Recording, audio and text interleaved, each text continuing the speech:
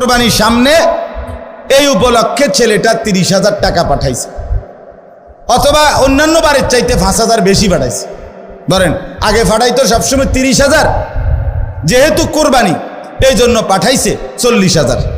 কথার কথা 10,000 বেশি পাঠাইছে। এখন এই টাকাটা দিয়া ছেলেটার মা এবং বাপের কোরবানি করছে, বাপমার নামে কোরবানি দিছে।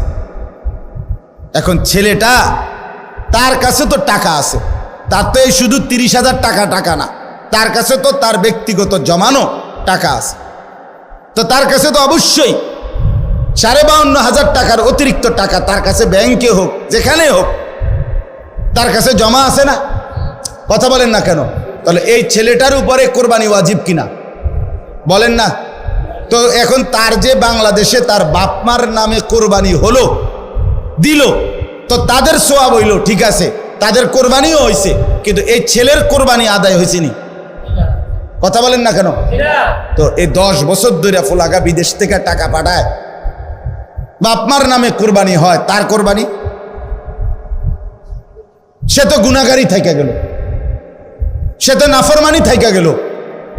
এই ছেলের জন্য তো ঈদের নামাজ পড়তে নিষেধ করছে আল্লাহ, নবীজি সাল্লাল্লাহু আলাইহি সাল্লাম। তুই তো পাপী রয়ে গেলা। তাইলে বলেন কি পরিমাণ মুসলমান, এই চিন্তা হিসাব করিলে কত পরিমাণ প্রবাসী অসংখ্য এমন আছে যারা বাপমার নামে কোরবানি দেয় কিন্তু তার কোরবানি দেয় না।